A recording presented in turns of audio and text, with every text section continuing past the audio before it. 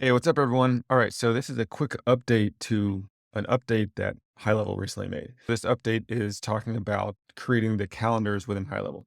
First off, if you haven't seen my previous video, if you're seeing this one, then you might not know what's going on. But check my previous video, which talks about how to set up the Teams calendar, now called, I guess we call it Groups calendar.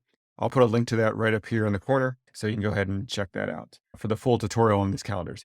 But for this slight update to that one at about minute 3, you'll see where the teams are. I'm gonna show you the difference here. So let me come back here.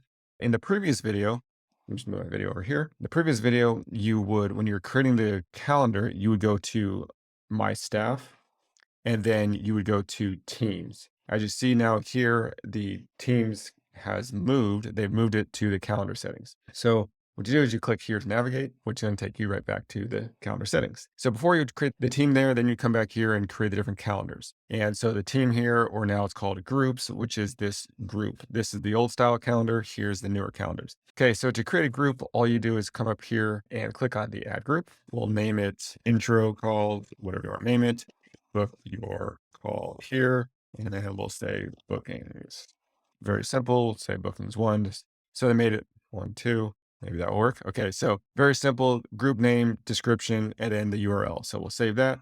And now you can create the calendars in here. When you come in here and create the calendar, then you click on new calendar and you come in and create the calendar. The difference is in the previous video, you would create the team and then you would select here who you want to add to that team calendar, that group calendar. Now they've actually removed all that. And the other thing that's changed is the assign contacts to their respective calendars. This button down here is also now in the calendar setting. If we come back here to add a user, now you don't have to add them to the group. You just add them to the specific calendar. However many people are added to that sub account, you add them here. We'll say add this one. Want to add another user to make it round robin. We'll add then Bob Smith here. Then I would go and add all this in. I'm just going to put random stuff in here for now. And we're going to do this as well. Then we'll click save. Everything else is still the same. You go to confirmation. The difference here is now this checkbox down here. In the previous video, the way it used to be, it was this down here under creating the team. Assign contacts to the respective calendar team members each time an appointment is booked.